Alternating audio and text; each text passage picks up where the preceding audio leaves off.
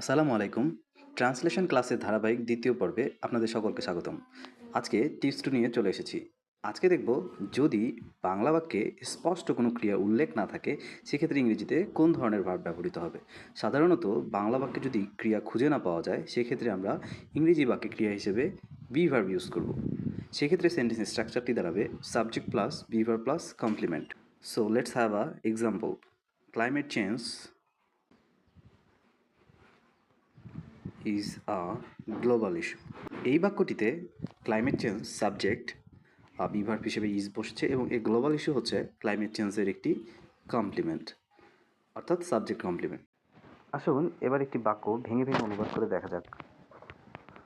টেকসই উন্নয়নের জন্য, ফর সাস্টেইনেবল ডেভেলপমেন্ট, মানসম্মত শিক্ষা, কোয়ালিটি এডুকেশন, সকল শিশুর অধিকার, এভরি চাইল্ডস রাইটস, এবং ভবিষ্যৎ গঠনের, ইন বিল্ডিং দ্য ফিউচার, একটি গুরুত্বপূর্ণ উপাদান, an important element.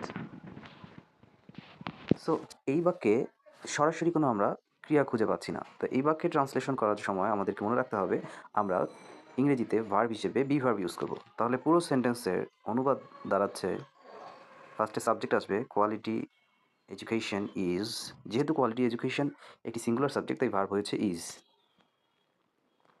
Every child's rights, and last ভিডিওতে আমরা একটা ব্যাপার খেয়াল করেছিলাম, তা হচ্ছে যদি প্রিপোজিশন দ্বারা একের অধিক নাউন বা নাউন ফ্রেজ যুক্ত থাকে তাহলে অনুবাদটা উল্টো দিকে করি।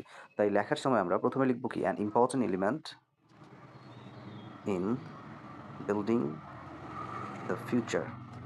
এখন মডিফায়ারটি হিসেবে থাকতেছে টেকসই উন্নয়নের জন্য, ফর সাস্টেইনেবল ডেভেলপমেন্ট।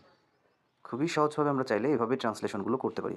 তো সকলকে অসংখ্য ধন্যবাদ। আসসালামু আলাইকুম।